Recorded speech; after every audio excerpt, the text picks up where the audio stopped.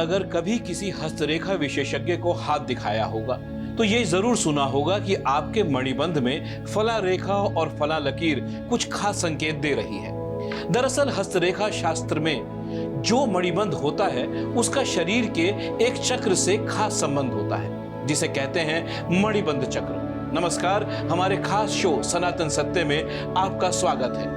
आपके साथ मैं हूं आशीष महर्षि, मेरे साथ हैं अरविंद सिंह जी, जिन्होंने अभी तक पिछले एपिसोड्स में इतना ज्ञान दिया है, दिखाया है कि किस तरीके से सनातन सच्ची में सत्य है। आज हम मणिबंध चक्र के बारे में जानेंगे। कैप्टन साहब हमें बताएंगे मणिबंध चक्र कहाँ होता है, क्या इसका हस्तरेखा से कोई संबंध होता भी है या नहीं, और क्या इसकी ऊर्जा नापी जा सकती है, क्या इसमें ऊर्जा डाली भी जा सकती है। इन सभी सवालों के साथ शुरू करते हैं हमारा खास शो सनातन सत्य है। पिछले एपिसोड की तरह कैप्टन साहब के पास मौजूद है एक खास यंत्र, यानी लेकर एंटीना।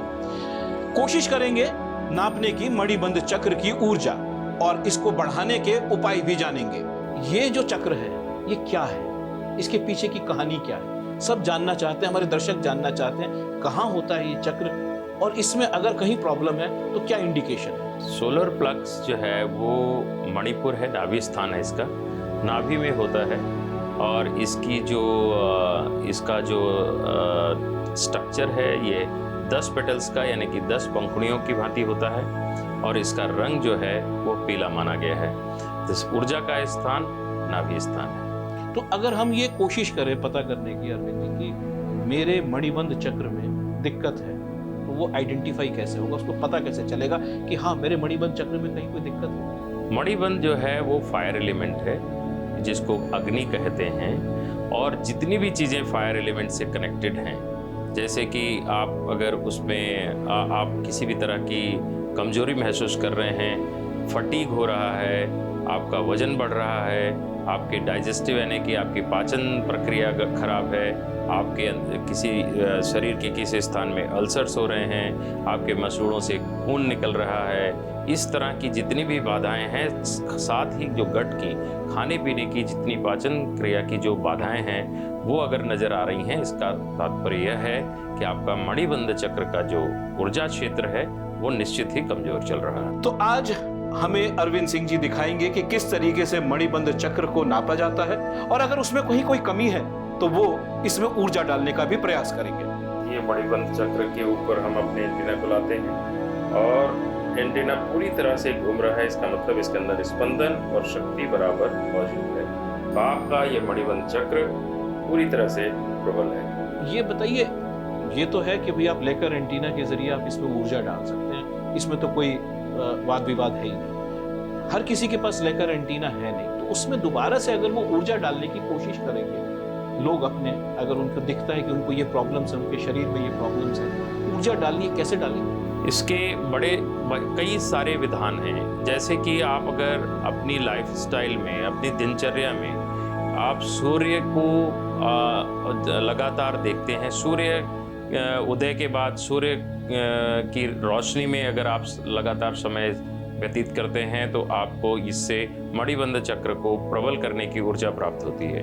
ये साथ ही साथ जैसे कि मैंने कहा कि ये फायर एलिमेंट है, अग्नि है, तो अगर आप अग्नि प्रज्वलित है, अगर उसको आप देखते हैं अपनी आंखों से, तो आपको फायर एलिमेंट में वृद्धि करने का मौका मिलता है।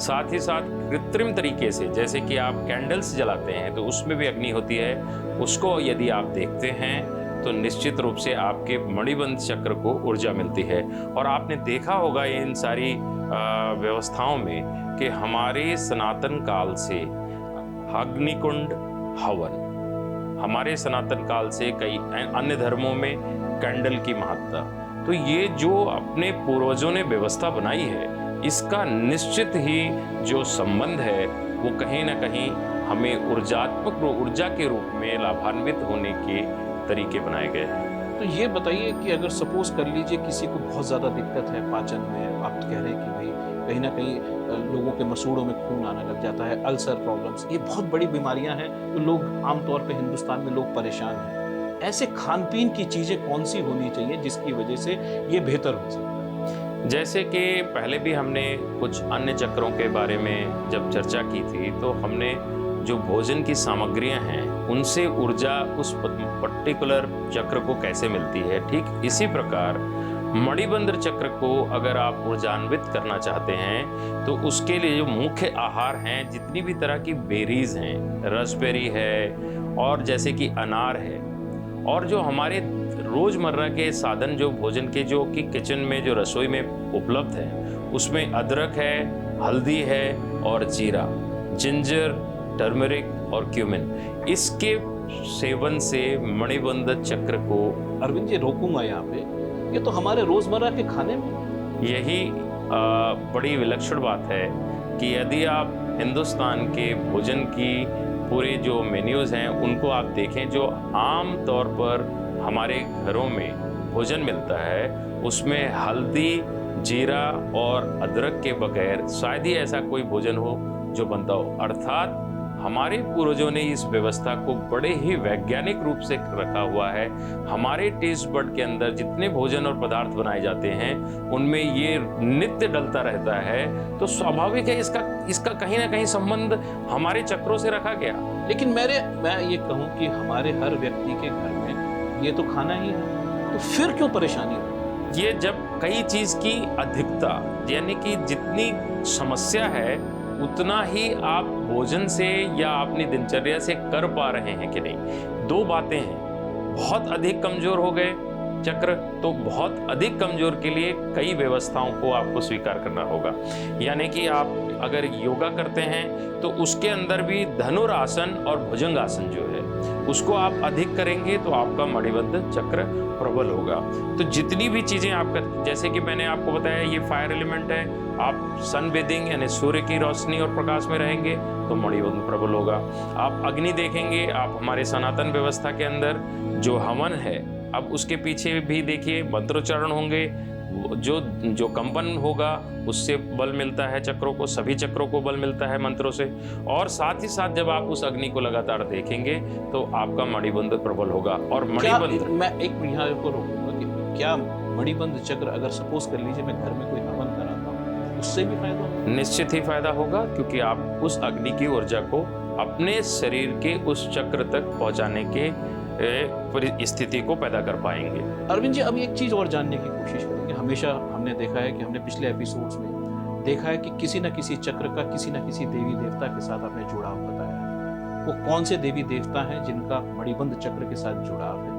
उनकी कौन सी आराधना करनी चाहिए, क्या करना चाहिए? हमारे सनातन सभ्यता के अंदर जो देवी देवताओं की चर्चा हुई है, जैसे कि मैंने पहले भी कहा था कि भगवान विष्णु को आप सभी चक्रों की ऊर्जा को प्रबल करने के लिए उनका आह्वान और उनके मंत्रों का उच्चारण कर सकते हैं। साथ ही साथ यह जो फायर एलिमेंट है, ये मणिबंध है, इसको शक्ति चक्र भी कहा जाता है। जितनी डेटीज हैं, जितनी देवियां हैं, उनको अगर आप आह्वान करते हैं, मंत्रोच्चारण करते हैं या उनका पाठ या पूजन करते हैं, आपका मणिबंध चक्र निश्चित रूप से मजबूत होता है।